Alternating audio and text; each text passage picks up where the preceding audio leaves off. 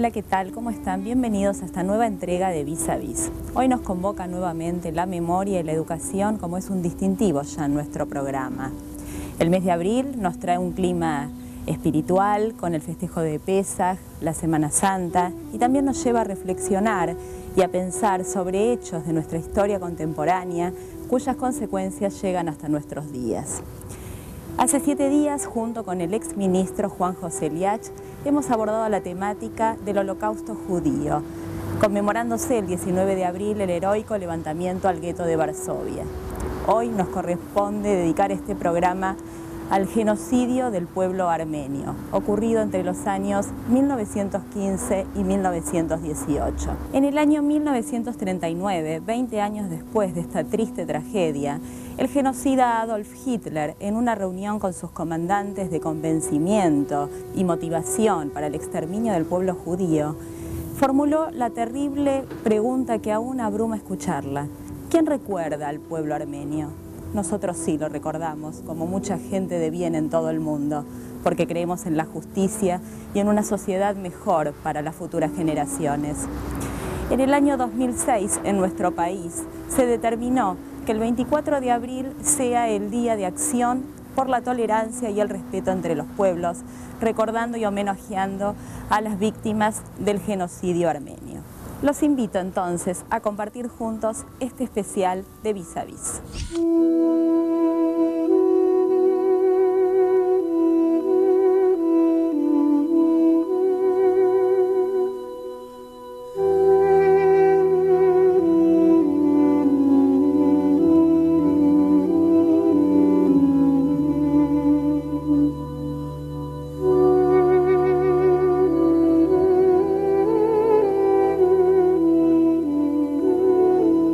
Estamos transitando el mes de abril del año 2011 y este mes de abril va a ocurrir que sí hay que nuevamente evocar algo que ocurrió hace ya 96 años. Un 24 de abril de 1915 se produjo lo que fue el comienzo del llamado genocidio armenio. Y como tal estamos en la Asociación Cultural Armenia, y le agradecemos a Alfonso Tabaquian que nos atienda como miembro institucional de esta querida colectividad. Alfonso, buen día. ¿Qué tal? Buen día. Bueno, ¿qué pasó el 24 de abril de 1915? El 24 de abril se toma como una fecha simbólica donde fue el comienzo de este plan sistemático para aniquilar al pueblo armenio. El 24 de abril puntualmente fue el día en que todos los intelectuales, dirigentes, ya sea políticos, eclesiásticos, artísticos, fueron secuestrados y posteriormente asesinados. Es como el desmembramiento, digamos, de la comunidad armenia, del pueblo armenio de ese momento. Y posteriormente el aniquilamiento total del pueblo armenio. ¿Qué justificación hacen quienes produjeron esta situación para haber realizado este acto de genocidio? En primer lugar, es la negación. En segundo lugar, aparecen las distintas justificaciones que hablan de choques intercomunitarios, hablan de una sublevación armenia, hablan de una traición armenia, hablan de reubicar a la comunidad armenia o al pueblo armenio en ese momento que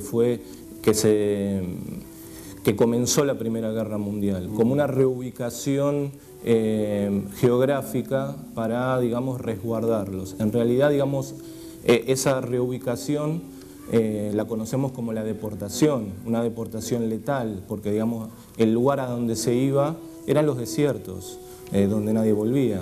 ¿El lugar donde se iba o el lugar a donde se los llevaba? No, en realidad no había destino final. La reubicación que, digamos, el Estado turco habla era la larga caminata por el desierto de Derzor, que es hoy, digamos, Siria. Pero, digamos, no había un destino fijo, simplemente era hasta donde pueda soportar el ser humano y si algunos habían sobrevivientes, se los aniquilaba en pleno desierto. Me gustaría precisar más este dato, Alfonso. ¿Cuál es el lugar geográfico? A ver, ubiquemos Armenia en el contexto del mapa mundial de aquella época y quién produce esta situación y cómo se hace este desarrollo a través del desierto. Tenemos que ubicar a Armenia actualmente, digamos, en el Cáucaso Sur. Ahora, podemos hablar de una Armenia oriental y una Armenia occidental, que es, digamos, la más próxima a Turquía, ¿sí? En aquellos momentos era el Imperio Turco-Otomano, en donde Armenia, hace siglos ya, digamos, era algunas de las etnias de las minorías que habitaban, digamos, ese imperio. Lo que ha quedado de Armenia, en su momento, digamos, eran casi 300.000 kilómetros cuadrados. Hoy Armenia como Estado tiene apenas 30.000 kilómetros cuadrados. Entonces, estamos hablando de lo que hoy Armenia está ubicada entre Azerbaiyán, Georgia, Turquía e Irán. Ha quedado como un pequeño estado entre ellos. Y estamos hablando de mucho territorio perdido, de mucho territorio usurpado.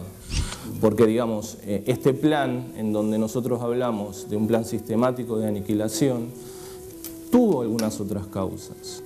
Vos comentás que estuvieron por el desierto y quizás hasta morir, pero querría aclarar esto de cómo es que salen al desierto. Hay varias etapas.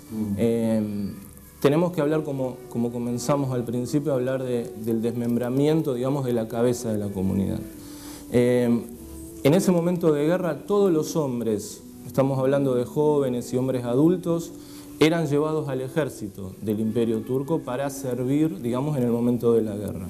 Entonces, imagínense una comunidad ya sin sus dirigentes, sin sus hombres, ¿sí? Y han quedado las mujeres y los ancianos y los niños. Entonces, los hombres, esto también hay prueba de ello, pertenecían a diferentes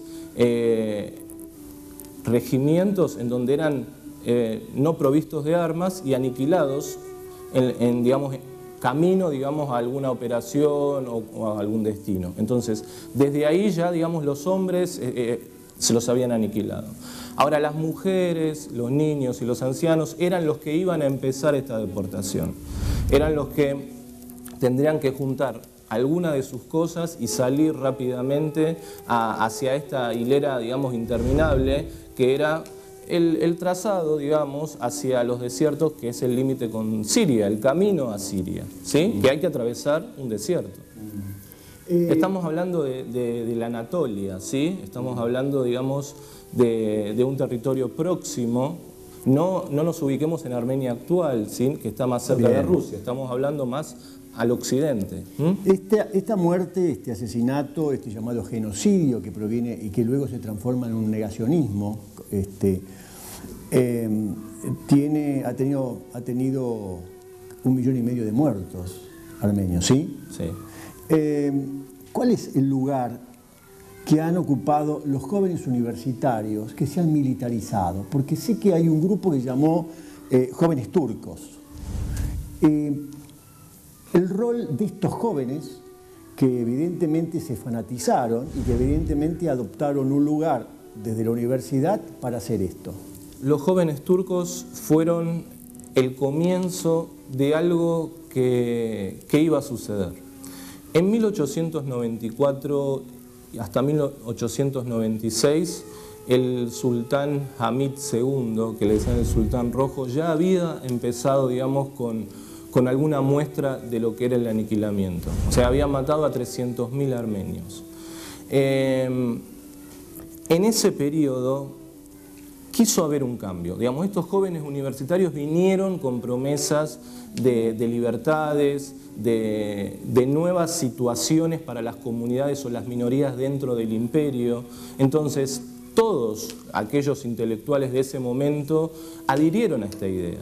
Atrás de esta, digamos, idea existía, digamos, otra política, que era, digamos, la expansión de Turquía, que es lo que se dice el panturquismo, que era, digamos, la idea fundamental y central de por qué se desarrolló el genocidio armenio.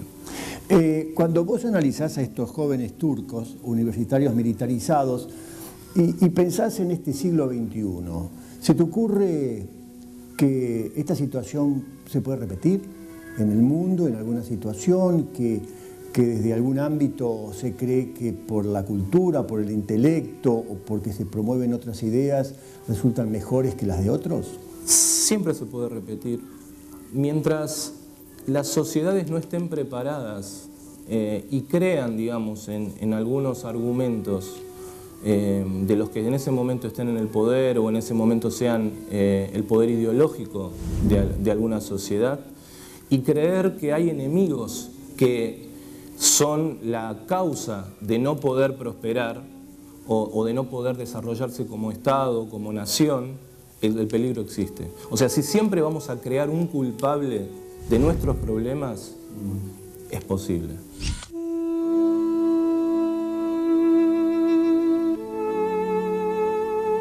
Este bar se llama Viejo Agum. Agum quiere decir club en armenio. Aquí se reunían los inmigrantes armenios a hablar de su tierra, a cantar sus canciones, y aquí siguen viniendo hasta el día de hoy. Es increíble cómo la memoria de los pueblos se va colando en la cultura popular. Creo que la primera palabra armenia que yo conocí fue Ararat, mirando Titanes en el Ring, de Martín Karadagian. En ese momento, para nosotros, los chicos que mirábamos Titanes en el Ring, era solamente un luchador. Pasaría bastante tiempo hasta que muchos nos enteráramos que el monte Ararat es el símbolo de la identidad armenia. Cuentan que solamente pueden verlo aquellos que son puros de corazón. Para los demás, permanece encerrado entre las nubes.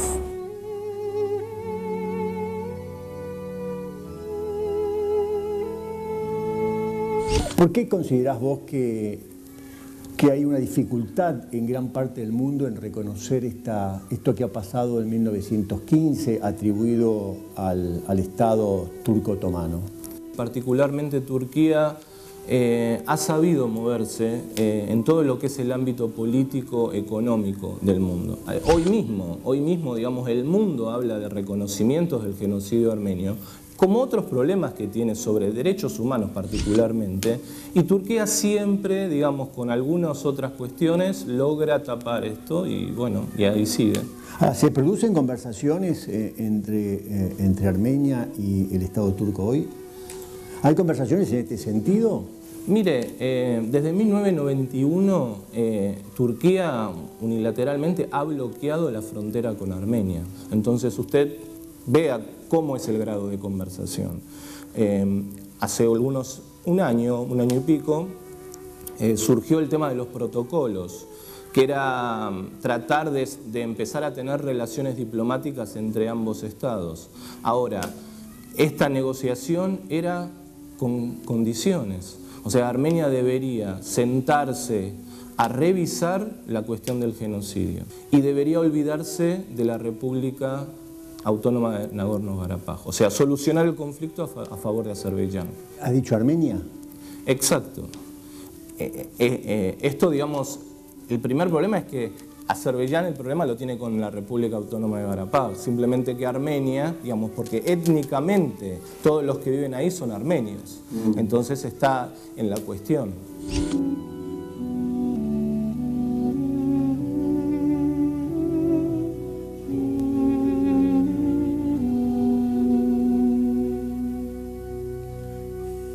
Decididamente, si hubo un antecedente de la Shoah, fue el genocidio armenio, y los nazis sabían esto. No es casualidad que haya sido Hitler quien dijo: ¿quién se acuerda hoy en día de los armenios? Existieron organizaciones especiales conformadas por expresidiarios para limpiar de armenios el territorio turco. Existieron deportaciones masivas, fusilamientos, marchas de la muerte, campos de concentración. Todo esto a los efectos de homogeneizar un territorio, ¿sí? En ese sentido, el genocidio armenio fue el laboratorio experimental del genocidio nazi.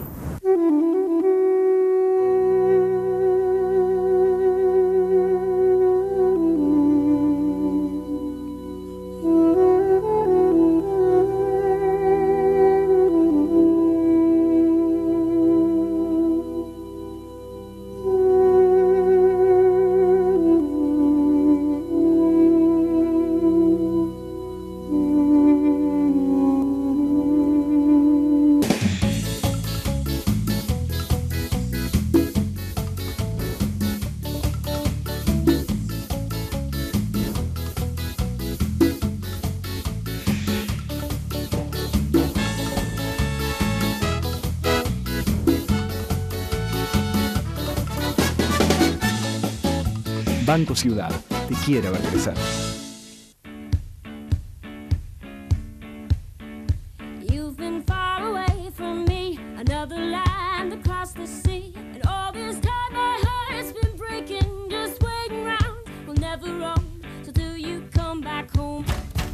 En el año 1970 se planificaba la ampliación del Hospital Durán.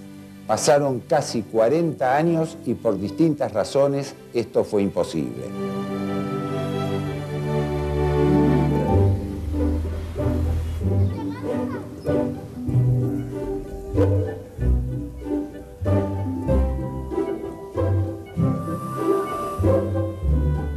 Mejoramos la infraestructura de los hospitales públicos. Incorporamos más médicos, más tecnología, más ambulancias. Estamos dando más herramientas a los que dedican su vida a cuidar la tuya.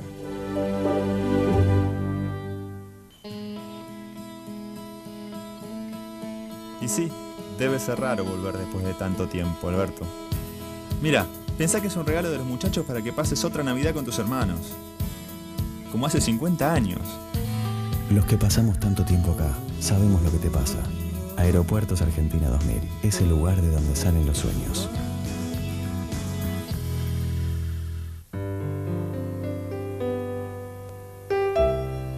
Mi abuelo pasaba las tardes divirtiéndose conmigo. Hoy me pasa lo mismo.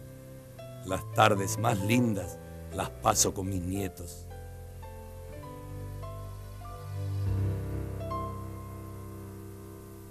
Puerta 18 es un espacio extraescolar y gratuito para jóvenes de 13 a 18 años. Mediante diversos recursos tecnológicos, fomentamos su expresión artística, científica y lúdica. Puerta 18, una iniciativa de Fundación IRSA.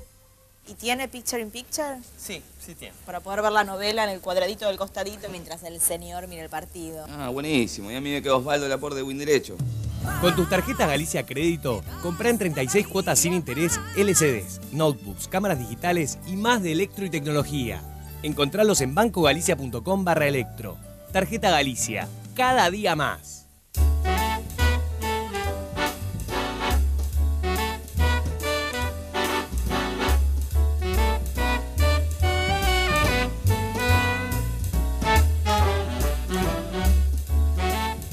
Biferdin, especialista en salud y belleza capilar.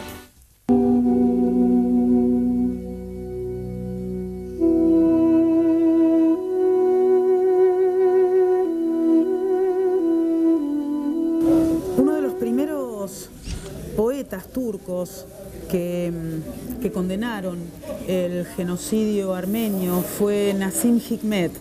Nazim Hikmet, que se pasó casi la mayor parte de su vida en la cárcel, escribe en este poema Paseo Nocturno, un paseo nocturno que el poeta da cuando sale de la cárcel. En su almacén las lámparas se enciende Karabet, el ciudadano armenio que no ha perdonado nunca que su padre haya sido degollado en la montaña turca. Más te quiere porque sabe que tú tampoco perdonaste a quienes han marcado con esa mancha negra la frente de tu pueblo, el pueblo turco. Enrojece tu rostro de vergüenza y de cólera una tristeza que no es nada abstracta, una tristeza que te pertenece, una tristeza atada por los pies y las manos. La noche ha caído repentinamente, el paseo nocturno ha terminado. Desde ese momento hasta el día de hoy, un montón de intelectuales turcos han sido condenados solamente por pronunciar la palabra genocidio. Hasta el día de hoy, el Estado turco ha llevado a cabo una encarnizada maquinaria feroz a favor del olvido. Pero las grandes batallas se ganan y se pierden en el terreno de la representación y cada vez son más las voces que intentan combatir este negacionismo y este silencio.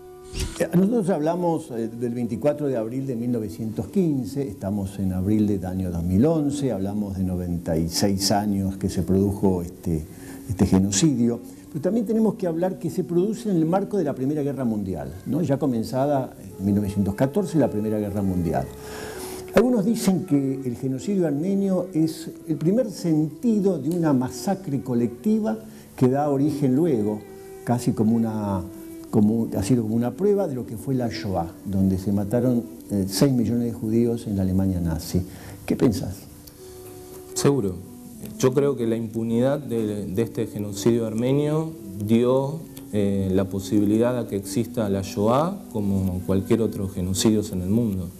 El que no ve, digamos, a los genocidas con un hilo conductivo entre ellos y en estudiar en cómo han sido los pasos dados por los anteriores genocidas, no está viendo en un plano general la cuestión de los genocidios. Particularmente hay muchas cosas en común.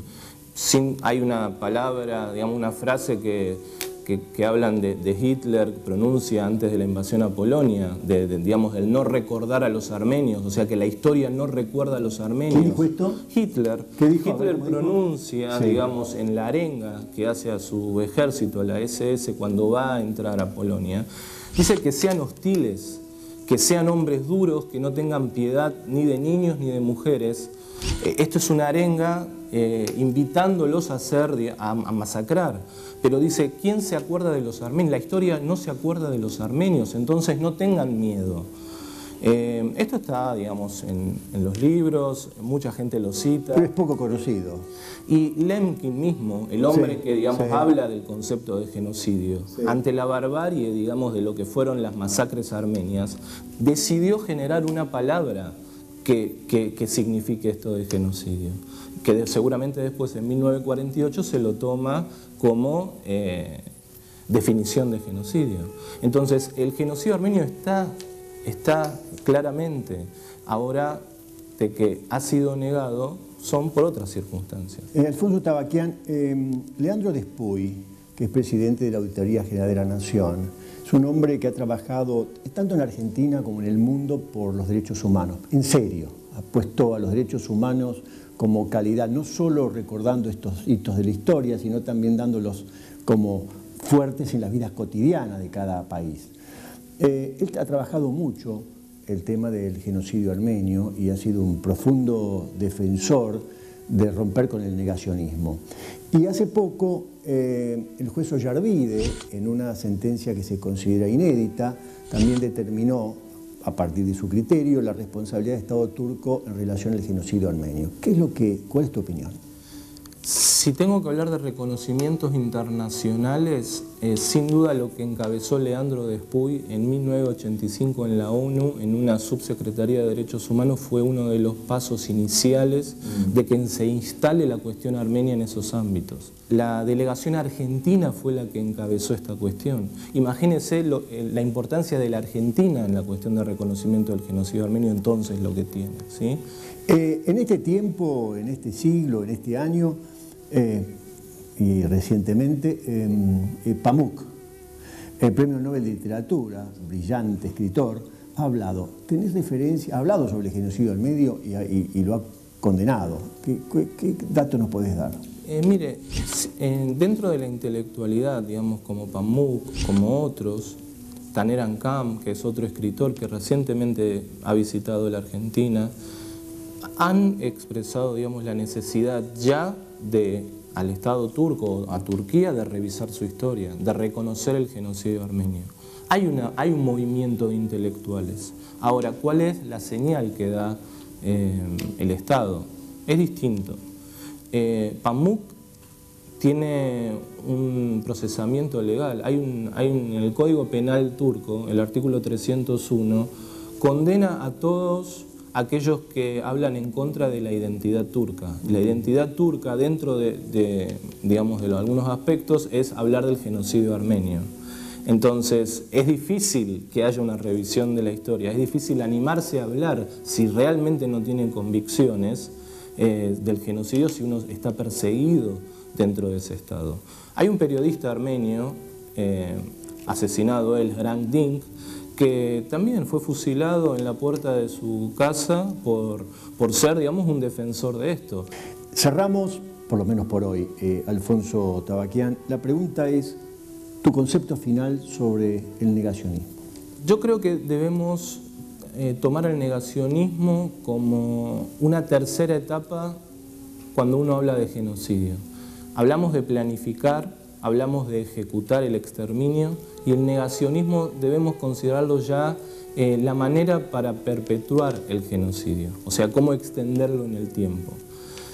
El deber que tenemos como sociedades es denunciar cada vez que vemos alguna actitud negacionista. Esto tiene que ver con cualquier discriminación. La discriminación en su momento más potenciado da pie al exterminio. En la particularidad, digamos, de este negacionismo que persigue Turquía es que actúa con todo el poder de un Estado. A diferencia de lo que puede ser un intelectual que diga que no existió el genocidio armenio, que no existió la Shoah, o que en la dictadura del terrorismo de Estado no desapareció gente. O sea, personalmente hay gente que niega. Hay estados que niegan también. Uno de ellos es Turquía. Te agradezco mucho este encuentro aquí en la Asociación Cultural Armenia y seguramente seguiremos charlando del tema en algún otro momento. Muchas gracias. Gracias a ustedes.